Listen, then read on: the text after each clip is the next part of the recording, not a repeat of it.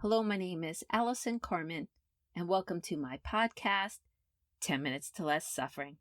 And today I want to talk to you about this idea of how we can reframe our thoughts. And I started to think about this when I heard a story that Senator Cory Booker told on his TikTok the other day. He told a story about a woman who bought a bag of cookies. She was in the airport and thought that she might be hungry before she got on the plane.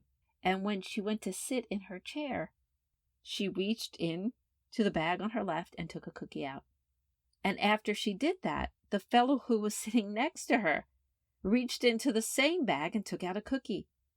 And she became infuriated. She thought to herself, what right does the person next to me have to take one of my cookies from the bag? So then she proceeded to take another cookie from the bag and she ate it. And after she did that, the person sitting next to her also took a cookie from the bag. And she just kept getting more angry and more angry. And as she took a cookie, he took a cookie. As she took another cookie, he took a cookie. And then there was one cookie left. And the man put his hand in the bag. He broke the cookie in half. He ate half of it and offered the other half of the cookie to the woman. And she got so out of her mind angry, she quickly got up from her seat. She stormed towards the area for her departure, and as she got on the plane, she was still really angry and disturbed that that happened to her, that someone would eat her cookies, that someone would be so rude to do something like that. And as she sat down in her seat, she felt something in her pocket, and as she pulled it out, she realized that her cookie bag was in her pocket, and the cookies she was eating was from a bag of the guy who was sitting next to her. So it was her that was eating his cookies. And as Senator Cory Booker points out, the story is so interesting because they both had the same frame. We don't always have an experience where both people believe they're in the same situation. The man thought correctly that this woman was eating from his cookie bag, and the woman thought that the man was eating from hers. What's so interesting is the man thought she was eating his cookies, but he decided to share. And even when he got down to the last cookie, he offered her half. Yet she was angry the whole time and mad the whole time that someone was eating her cookies.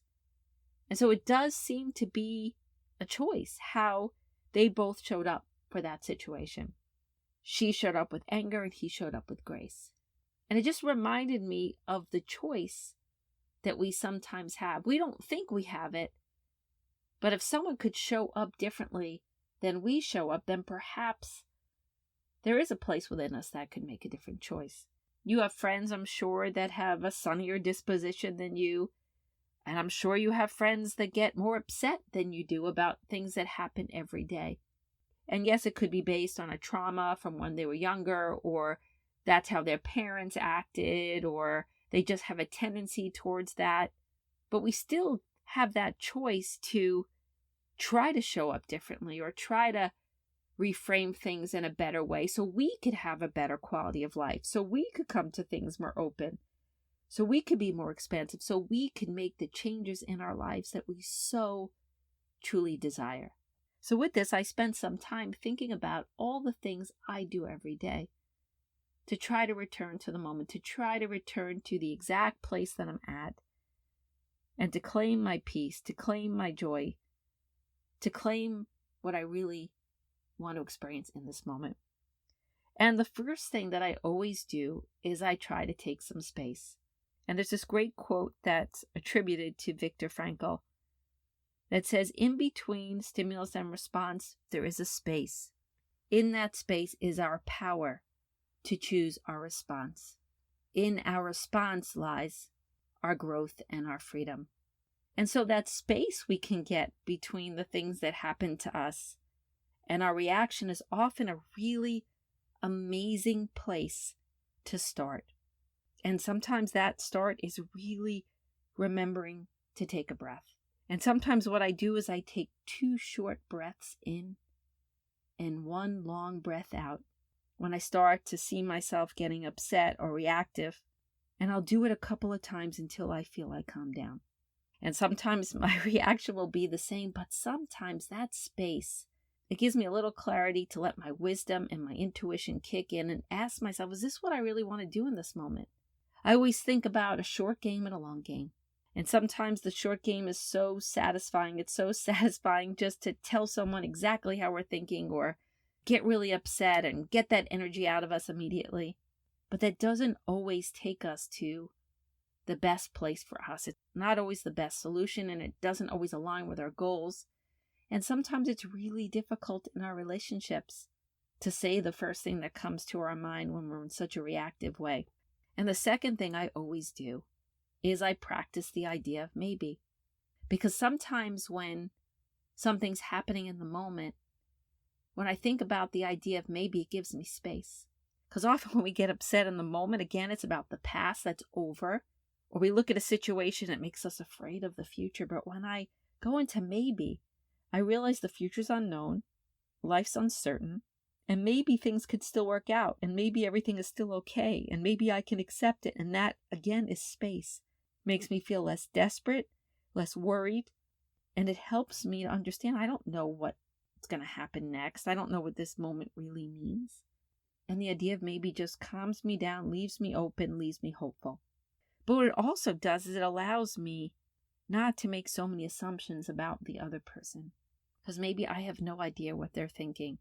And I wonder if that woman had been in maybe, she might have paused and thought about whether she was eating her own cookies. She might have turned to the man and maybe asked him, but she just assumed she knew what was happening, and maybe all of us would have acted like that. But again, with maybe, it does make you pause and wonder. And what it does allows you to think about where the other person is. And so it allows us to contemplate possibilities other than our anger, our fear, our stress, and our worry.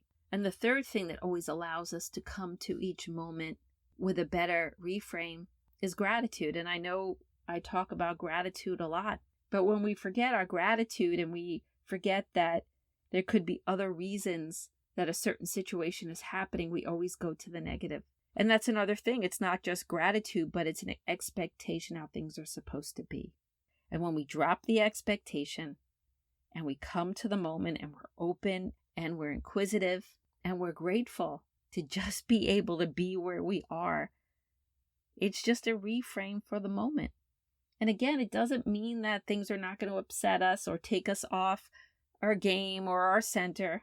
But sometimes we do go a little too far with how we feel about things. We linger.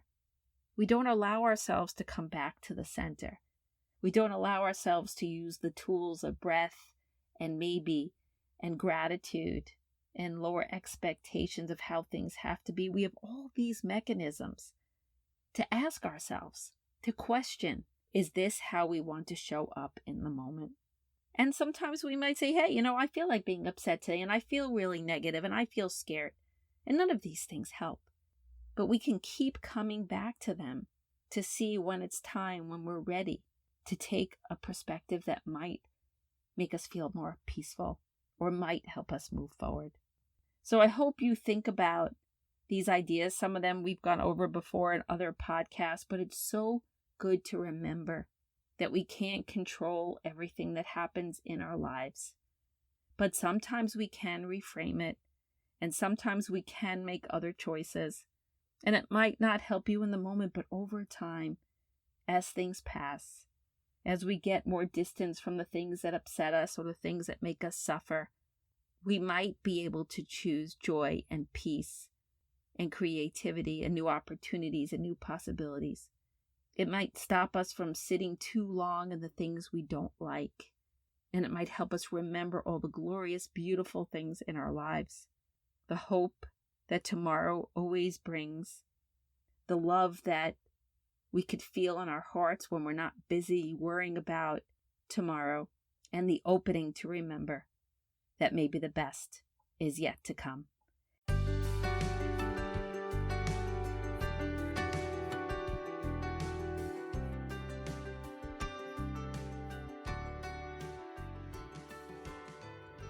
Thank you for listening to this podcast today. If you'd like to get in touch with me, you could email me at allison@allisoncarmen.com.